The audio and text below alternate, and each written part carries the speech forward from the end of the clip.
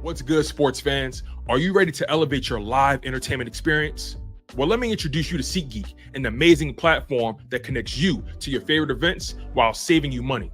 With SeatGeek, you can easily find tickets for sports games, concerts, and so much more, all in one place. The interface is user-friendly, making it simple to browse and compare prices. And one of the best features is the interactive seating chart.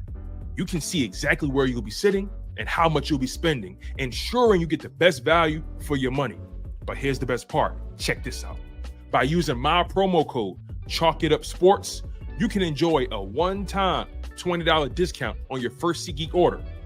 That's right, $20 off your first SeatGeek order. Imagine catching that thrilling game or concert without breaking the bank. It's a win-win situation.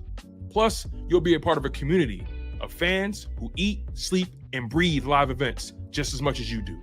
So what are you waiting for? Click the link in the description to download the SeatGeek app today. And don't forget to use my promo code ChalkItUpSports for a one-time $20 discount on your first SeatGeek order. Get excited. Now let's get back to the show.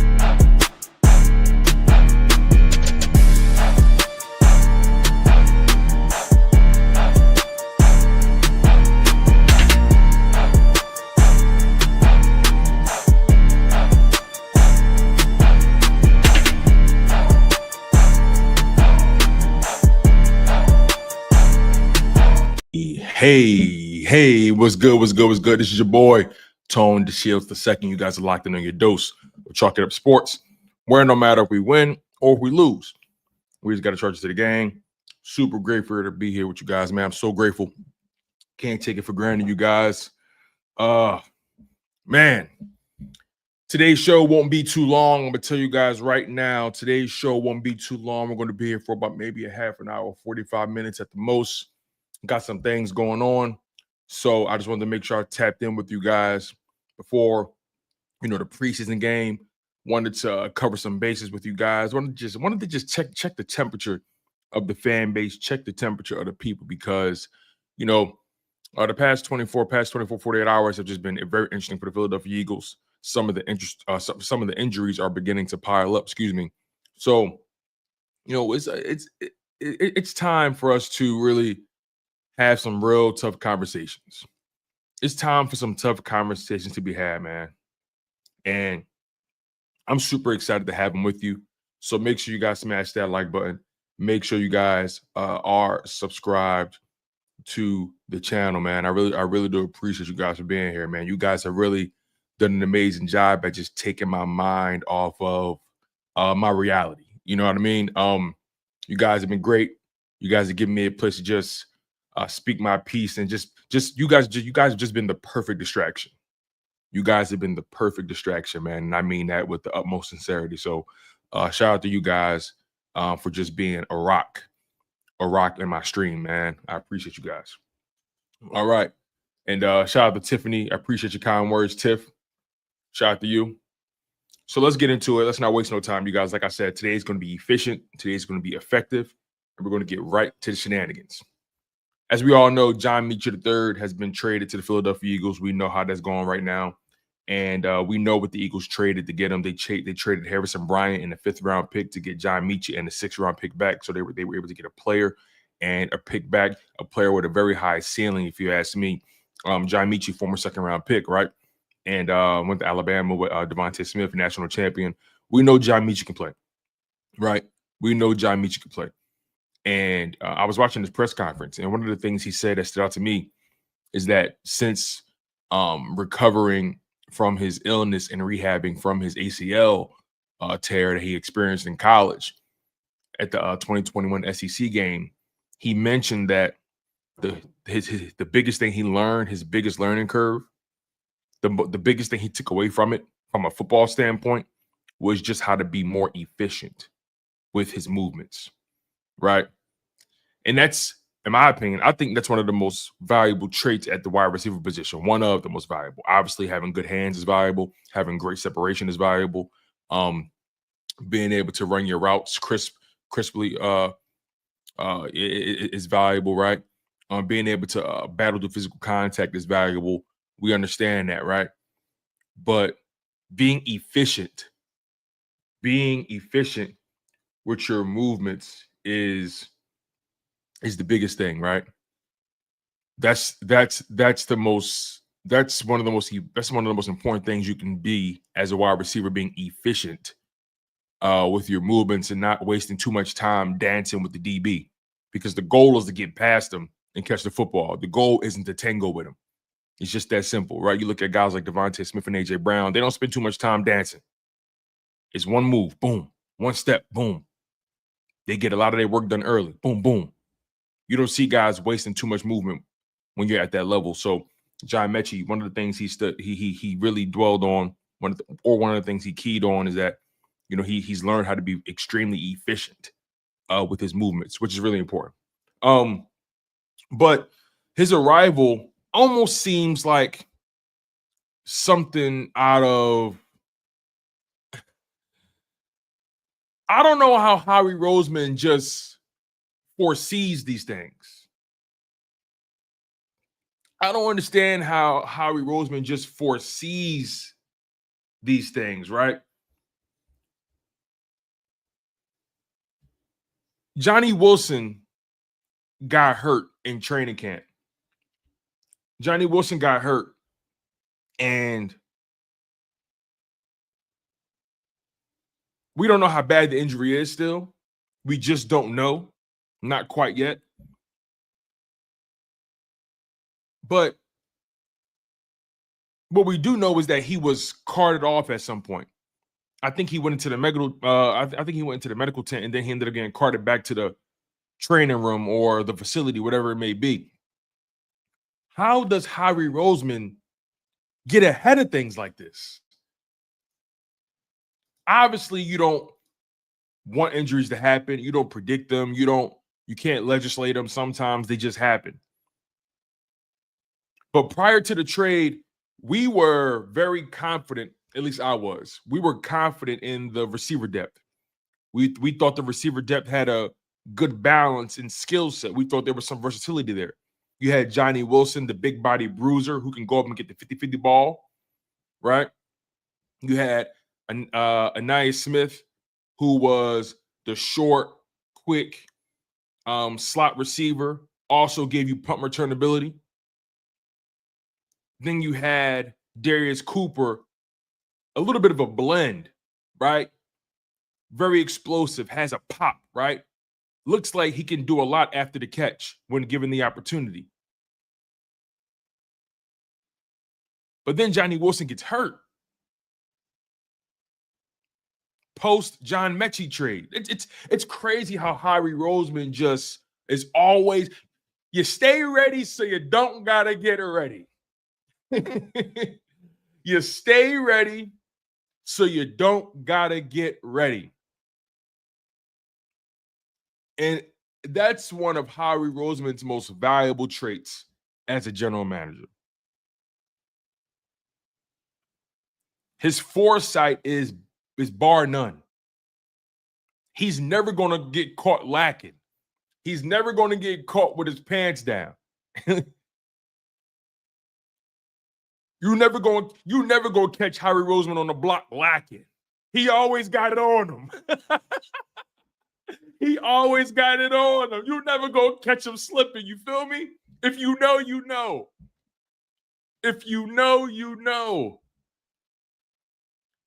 So John Metchie, he has a big opportunity here. And I think we already knew that because he was traded when he was traded for, he's going to make this roster. I mean, he gets here and they gave him number 80. He's making the roster. Day one, hey, your numbers, here's your number 80, bro. He was number 8 in Houston. He gets to Philly, he's number 80. He's making a roster. You can tell a lot about a guy's future based off his jersey number. Darius Cooper, he's number 41 right now, so his future is very much uncertain, right? I think Johnny Wilson is like, 89 or something like that. What's Johnny Wilson's number? Let me make sure I got this right here. I think Johnny Wilson is like number 89. Number 89. Anaya Smith is number 82, right? So Metchie gets here and he's number 80. He's making the roster. Simple as that. Now, granted, I think Darius Cooper has proven at least a little bit he's better than that number 41. He's at least worth a number 15 or number 13 or something like that. He's at least worth, being number 19 or 18, whatever it is, man. Whatever it is. But, again, Howie Roseman, once again, just exercising foresight. And, we will see. We will see how this thing goes with Johnny Wilson. Again, we don't know the extent of his injury. We don't know how bad it is. Now, sometimes you get carted off as a precautionary measure. You know what I mean? But regardless, though, I think the Eagles still are in good hands at wide receiver. And also with Johnny Wilson being hurt, don't be surprised. Again, we don't know the extent of the injury. But if it comes down to it, Johnny Wilson, he may hit IR. That gives, in my opinion, Darius Cooper a clear path to the roster. All he has to do is maintain or at least do something in that Jets game, right? Because that Browns game, I can't hold that against nobody on offense. Maybe the offensive lineman. But the receivers, it's hard for me to criticize those receivers after what those quarterbacks did in that Browns game. It's really difficult for me to criticize anything those receivers did based on what I saw in that Browns game from those quarterbacks and that offensive line. Those receivers was winning their matchups. Those quarterbacks couldn't get them the ball. And the offensive line, the third string guys couldn't hold up. So I can't sit here and overreact to what happened in that Browns game. I think Darius Cooper had like one target, right? So some tough decisions are going to have to be made, though. That is a fact. The Johnny Wilson injury does throw a monkey wrench in things. Some other injuries, right? Let's see here. Obviously, A.J. Brown hasn't been practicing with the hamstring. Landon Dickerson with the knee, recovering from that. Jordan Mailata got a concussion yesterday, but I think he'll be fine in the long term. Tanner McKee is dealing with a finger. We don't know the extent of that injury. The word is he's not going to need surgery, but he did hurt his finger. Devontae Smith dealing with a groin right now. We don't know the extent of that, but the Eagles are pretty precautious with their star guys, right? Then you got Tyreek Castro-Fields, the corner. He's dealing with a hamstring. Lewis Seen with the groin. He's a safety. He's not making his roster. We know that. Brandon Johnson. I think Brandon Johnson is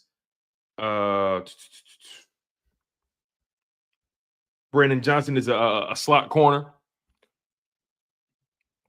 So, yeah, those are some people who haven't practiced, and Dallas Goedert was limited with a groin. So your top three guys, Goddard, A.J. Brown, Devontae Smith, they've been sidelined or limited due to some soft tissue injuries, groin, hamstring. That's going to be annoying. And I don't know how long those may linger throughout the regular season. So when you think about it from that perspective, and you throw in the Johnny Wilson injury on top of that, John Metchie's value for the Philadelphia Eagles has grown exponentially. Jahan Dotson's value for the Eagles has grown exponentially. Anaya Smith and Darius Cooper, their value has grown for the Philadelphia Eagles. Jahan Dotson's been healthy all training camp. Darius Cooper has been healthy all training camp. Anaya Smith, I believe, has been pretty healthy all training camp. Last training camp he wasn't, but this training camp he has, right? And Johnny Wilson was up until yesterday. So I know I've heard people say, hey, the Eagles may have to make a tough decision. They may end up trading one of these wide receivers. Keep your eye on the wide receiver market. The Eagles aren't trading any of these wide receivers at this point, in my opinion. Based off what we've been seeing and reading and hearing about the soft tissue injuries that AJ and Devontae have been dealing with, the Eagles would be fools to trade any of those wide receivers at this point, especially Jahan Dotson. That's counterproductive. You got to be prepared. You got to stay ready so you don't get ready. Simple as that. Shout out to Mom Dukes. My mom is in the building. Shout out to Mom Dukes. Love you, baby. I see you. I'll see you in about, what is that? 10 hours. I see you in about 10 hours. Shout out to Mom Dukes.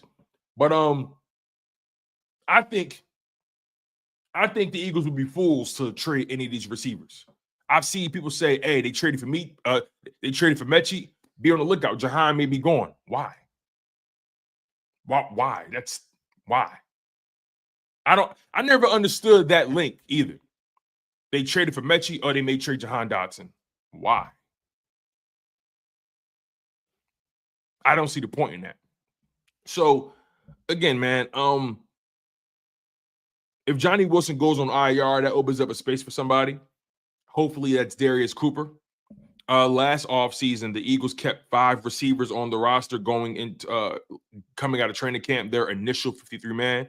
They kept 5 receivers. Hopefully they keep 6, especially if Johnny Wilson goes on IR. If he doesn't go on IR, then y'all been calling me crazy, but keep 7 of them, keep 7 of them. Y'all been calling me crazy when I say that, and I could be totally wrong, right? The Eagles may not keep 7 receivers at all. I could be totally wrong. But hey, man, you do what you got to do. You keep talent. You keep talent. As simple as that. Now, let's get into another injury that's unfortunate. Andrew Makuba goes down again.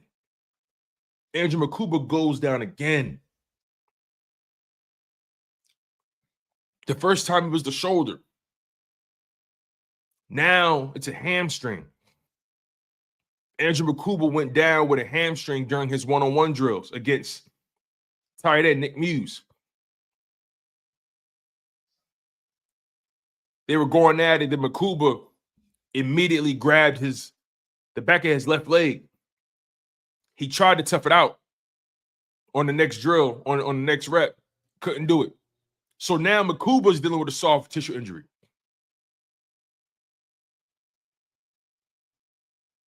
Simple as that. And I don't think that injury is indicative of his size.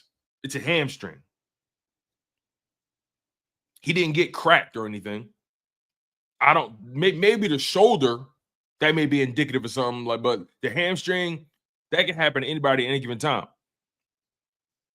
But nonetheless, Makuba was, in my opinion, had just got the edge over Sidney Brown. But with Makuba going down with another injury, he just gave Sidney Brown another opportunity to catch up on him. He just gave Sidney Brown another opportunity. Because I thought it was signed, sealed, delivered. Especially after what Makuba did in that Browns game. But with him going down with the groin now, and we don't know how long he'll be out. We don't know how serious it is right now. That can alter the 53-man roster. It's possible.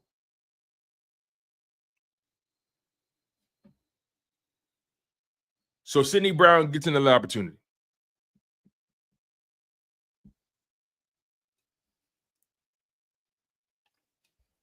Sidney Brown gets another opportunity, man. And the funny thing about it is, when Makuba went down the first time, Sydney had the edge clearly. Like, it's not like Sydney's been playing bad. Sydney has been serviceable. Sydney hasn't gotten exposed or he wasn't getting abused at any point. Let's make that very clear. You know, I don't want my position to get misconstrued when it comes to Sydney Brown. I like Sydney Brown a lot. And I always felt like he had starter potential. But you draft Andrew Makuba, it's a direct shot across the bow that they're trying to stimulate competition there. And they also believe that, hey, we need to get better there. So now you got these guys competing. Iron sharpens iron. Meet me at the center of the ring. Let's duke it out. And Sydney Brown has shown up. He has shown up. He hasn't played bad.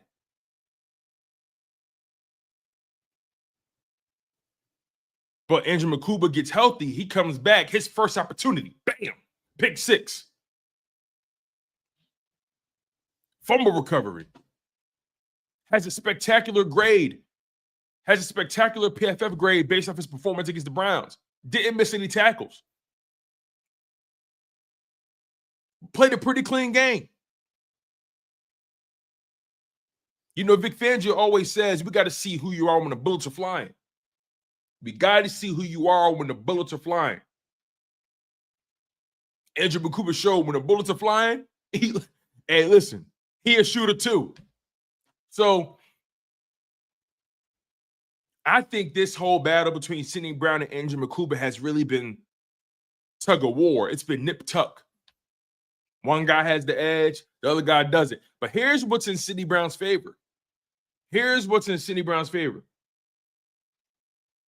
He's been healthy the entire training camp. And people have questioned his durability. But Sydney Brown has been healthy the entire training camp. And I'm going to get to your super chat, AJ Jones. I ain't forget about you, brother. I'm going to get to your super chat, brother. He says, if Johnny Wilson hits IR, how many do you think they will keep on the 53? As far as receivers, you got to keep 6. You got to keep 6, man, in my opinion. I think Johnny Wilson getting hurt, it opens up a path for Darius Cooper. Opens up a path for him, and it just makes it easy. It could make it easier for you to make that decision. So we'll see. But yeah, Sydney Brown, he's been healthy. That's on his side. That's on his side. Being available, being healthy, and he hasn't been playing bad. Now, Andrew Makuba had the bigger splash. But you get hurt again. Second time getting hurt in training camp. Not a good look, and it doesn't help your chances. But we know he can play, though. That's the beauty of it all. Above all else, we know Makuba can play. So that's reassuring.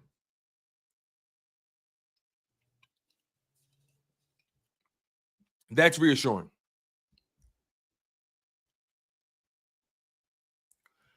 Let's take it a step further, you guys. Let's take it a step further.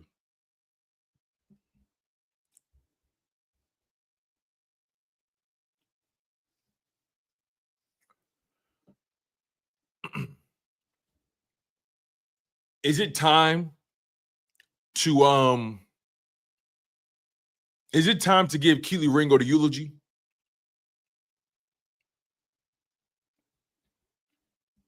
Is it time to read Kelee Ringo's eulogy? I'm asking y'all. Yo, Sweet Chip Music said, yeah, he done. Oh, man. So, apparently, once again, Adoree Jackson got most of the reps at outside corner with the first team.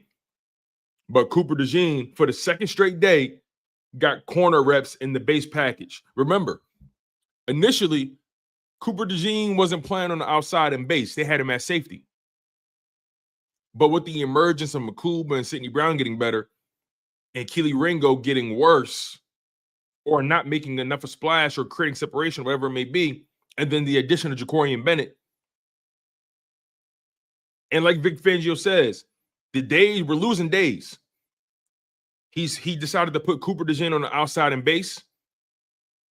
And with Makuba being out, has Cindy Brown back there at safety. So his confidence is clearly growing with the safety position. But he's losing confidence with that cornerback position, particularly Kelee Ringo. Adoree Jackson got most of the reps yesterday at corner with the first team. Cooper DeJean for the second straight day got corner reps in base. And then later on, Jakorian Bennett mixed in with the first team as well.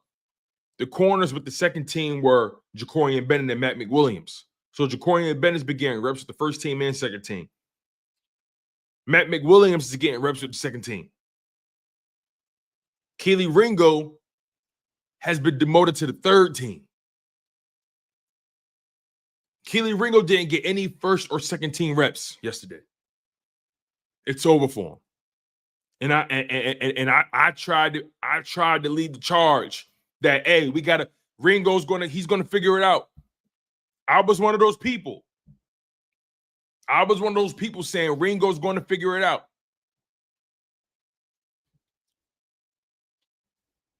I can't keep being made to look like a fool anymore. I can't.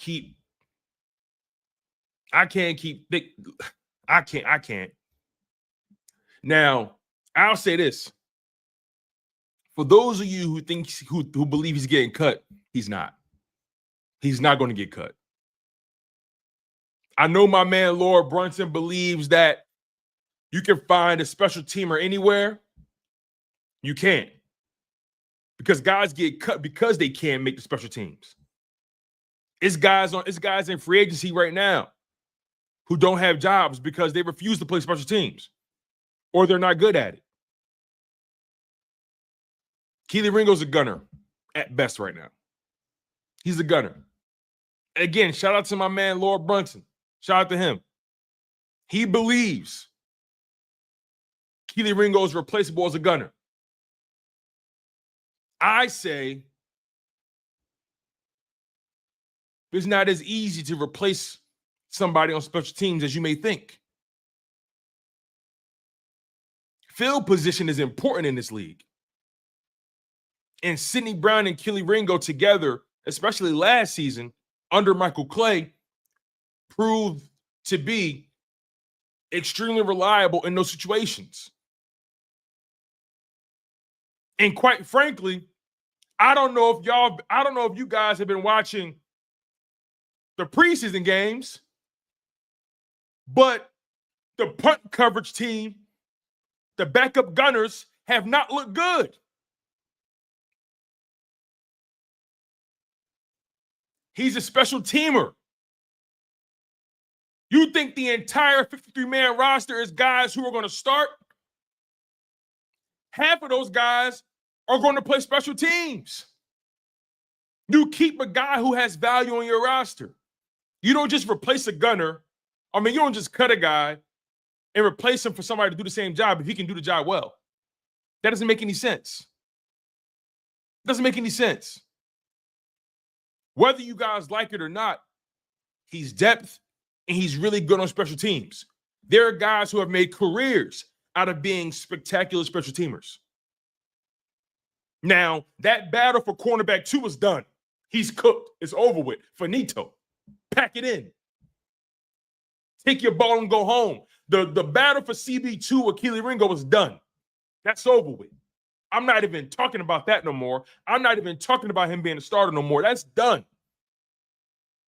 But when it comes to special teams value,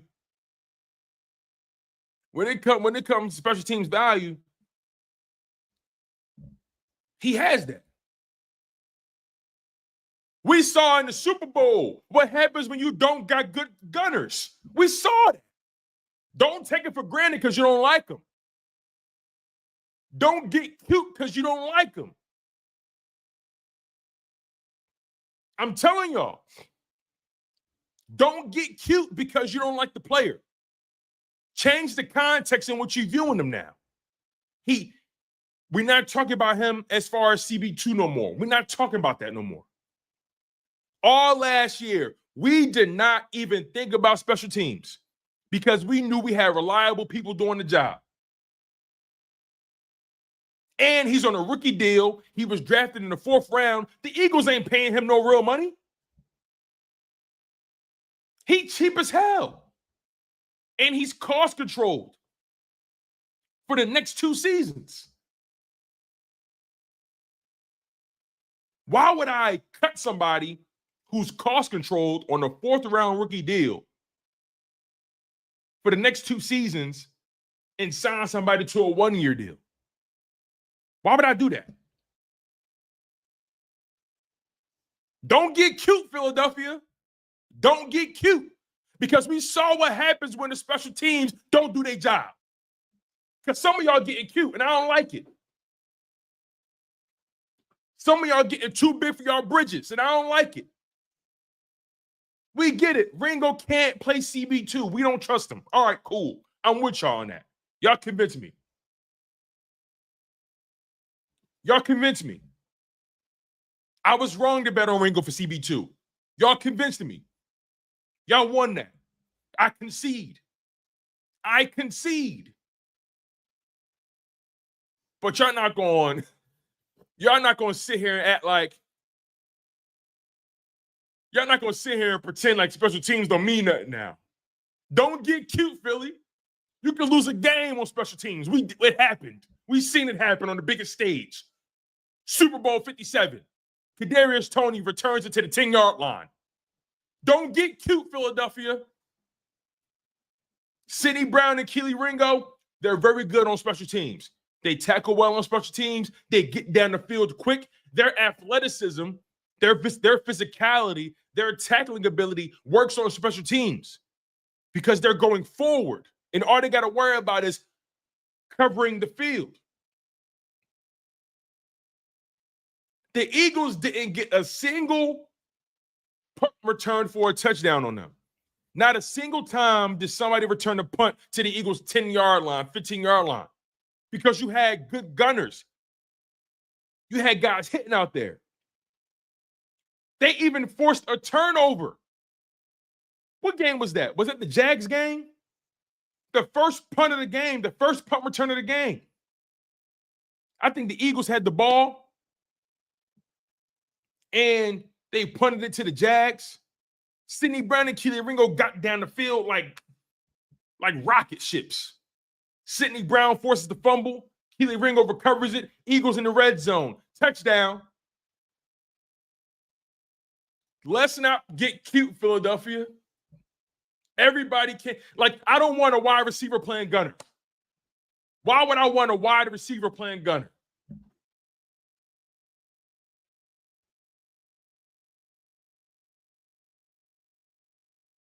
Why would I want a wide receiver playing gunner? Bird Gang Bully says, knowing what you know now, would you cut Ringo to keep Rodgers on a 1-year deal? I wouldn't have to do that. Ringo was on a rookie contract. I wouldn't have to do that. In my opinion, the Eagles could have kept Rodgers still. Why do people think you need to cut Ringo to keep Rodgers? You don't need to do that. Kelee Ringo's on a 4-year rookie contract. It's one of the easiest contracts to maintain. Easy contract to maintain.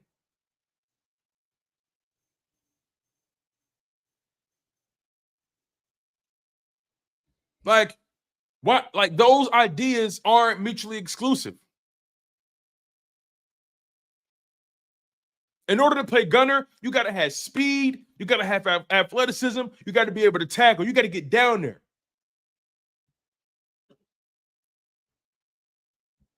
Most of the time, your gunners are safeties or big body corners. You're not putting a linebacker at gunner.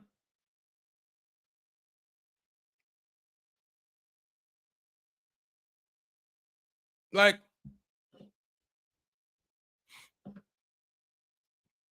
me read the super chat here. My man Alex, he says, people forgot People forget how our wide receiver depth was last year when AJ and Smitty got hurt versus Tampa Bay. Our starters were Dotson and Wilson, and we know how that turned out. Yeah, man, that was rough. That was rough, man. Dotson was new to the offense, and Johnny Wilson wasn't who we thought he was at the time. He wasn't who we thought he was at the time. So, yeah, man.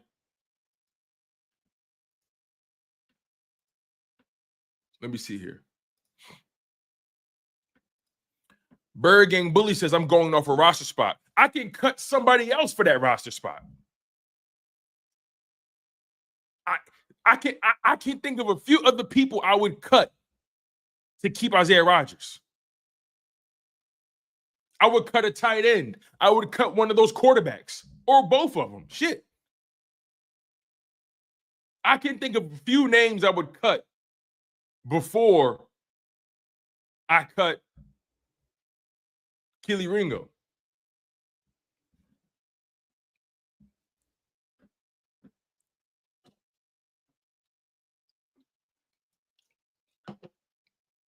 But the battle was done. The position battle was done as far as Ringo's chances. That man on third team now. That man is on third team now, man.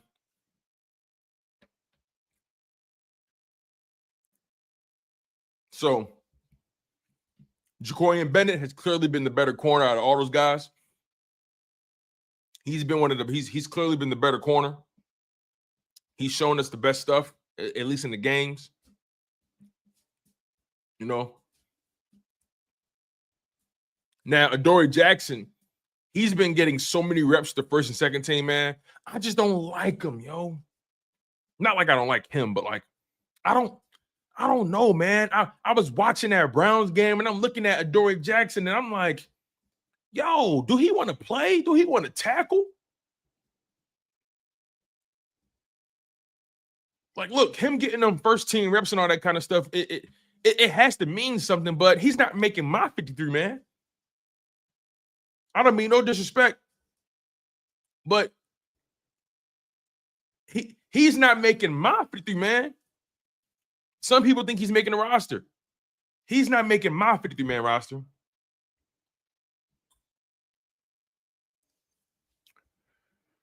Let me see here. And I know you guys have brought up that that linebacker we just signed. We signed a linebacker. His name is Chance Campbell. Another thing you guys got to keep in mind here, right? It's the final preseason game.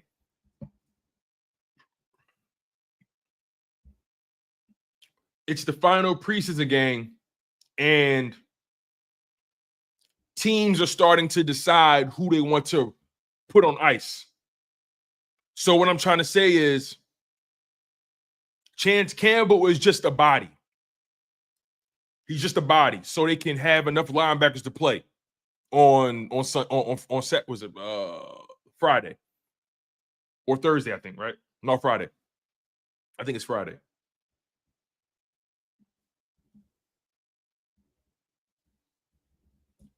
Don't worry too much about Chance Campbell making his roster. Chance Campbell was brought in just to be another linebacker that they could put out there. Because if I bet you this, the Eagles are not playing Jihaad Campbell in that final game. They might not even play Trotter. They might not even play Trotter. So then that leaves you with Smile Mondon. That leaves you with Dallas Gant, Lance Dixon. That's all that means. Chance Campbell is not making any push. He was signed simply for that game. Because Jihaad Campbell and Trotter Jr. are not playing. You want to have at least 4 linebackers ready to go. Smile Mondon's going to play. Dallas Gant's going to play. Lance Dixon is going to play. And Chance Campbell's going to play. So that's all that is. I wouldn't even worry about that move. He getting a game check. He getting some training camp money. That's it. I wouldn't worry about that at all. But yeah, man.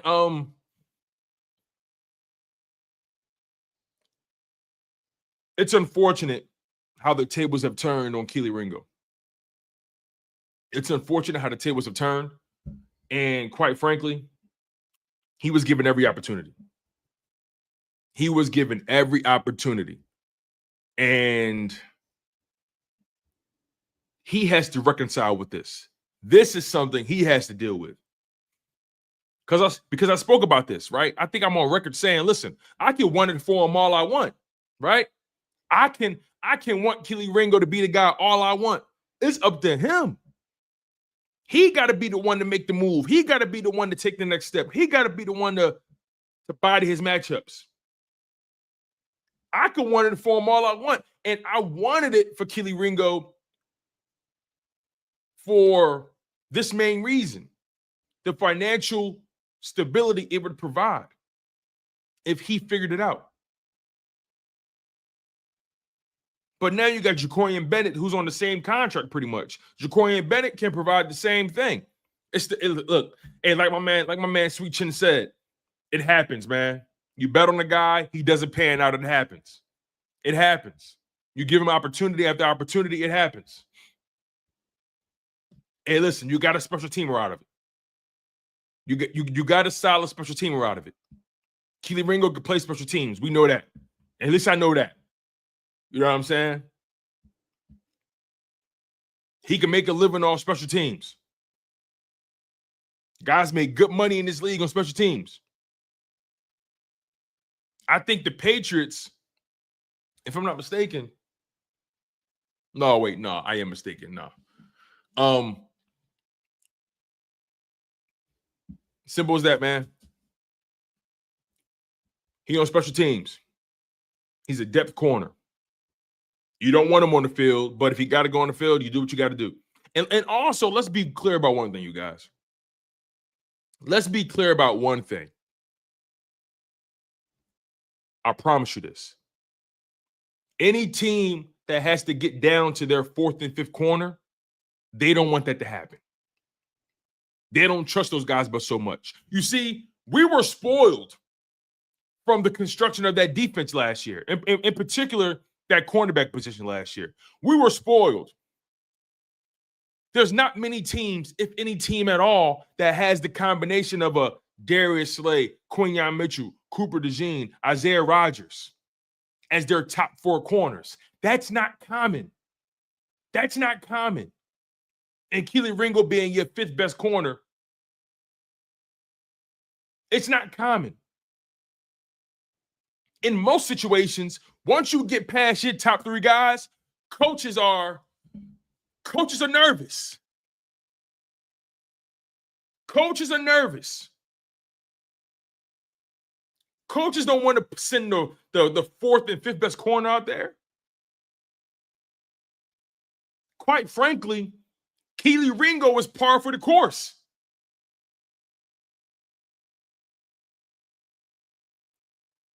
What we experienced last year when Slay would go down, having a guy like Isaiah Rodgers to come in, that was a luxury. That was a luxury, Philadelphia. We gotta put things in perspective. Having a cornerback room that starts with Darius Slay and ends with Isaiah Rodgers, that's a luxury.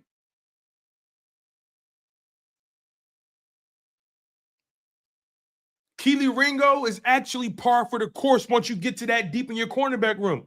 He's par for the course. Now, the problem is we wanted him to be a starter this year. That was the problem. Another problem is we should have kept Isaiah Rodgers, and I felt like we could have paid him. When I think I spoke about this. I said if we could pay anybody, we could probably keep Rodgers. I knew we were keeping Zack Baun, but beyond that, I'm like, if we can keep anybody, we could keep Rodgers. We can keep Rodgers, especially looking at the money he got from Minnesota. We could have kept him. But Howie gambled. He gambled on development. He gambled on a player he drafted. He gambled on Fangio being able to bring the best out of this player. He gambled. And I understand the gamble. I understand the gamble. But Sometimes you leave the casino with the money. Sometimes you leave the casino without the money. Sometimes you leave the casino with more that you came with. Sometimes you leave the casino with less than what you came with. It happens. These GMs, these coaches, they gambling every day. They gambling every time they cut a guy, every time they sign a guy. It's all a gamble. You're betting on your coaches being able to develop a guy. You're betting on these guys taking their game to another level. You gambling. It's easy to say now, oh, Howie fucked up. Oh, it's easy to say that. These guys are gambling like everybody else. Like, you win some, you lose some. Now you got to bounce back. You got to reconcile with that decision. You got to do what needs to be done.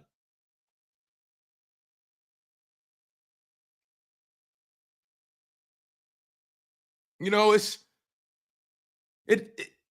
a lot of revisionist history is happening. A lot of 2020 hindsight is happening right now. Like, it's okay. I get it. You're frustrated with the CB2 competition. I understand it. It's a little frustrating for me as well. But because I understand the nature of the league and I understand how this thing works, these guys are gambling. I can't even kill Howie from making the decision he made. At least he's trying to hedge his bet, trading for Jakorian Bennett, giving himself a chance. You know? And I think Jakorian Bennett has shown us something like, okay, all right, I feel a little better. And also, we got to keep in mind, too, when the season starts, you know, the scheme and what Fangio's going to be doing, he's going to have an answer for a lot of this shit. He's going to have an answer for a lot of this stuff.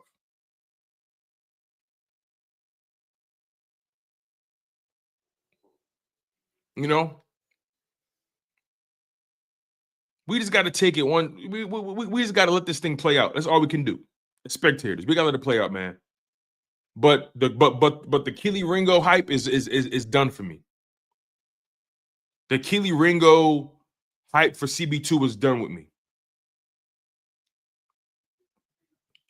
I'm off that. At this point, he brings special teams value. He's a depth piece. You know, you hope he doesn't have to play on the field. You hope he doesn't have to take over for Quinyon or anybody after that. You hope. You hope. Like most teams. Most teams hope they ain't got to put their fourth best corner on the field or their fifth best corner. Most teams hope for that. Most teams don't want to put their version of Kelee Ringo out there. Again, I say, that cornerback room last year was a luxury, not the standard. It was an anomaly.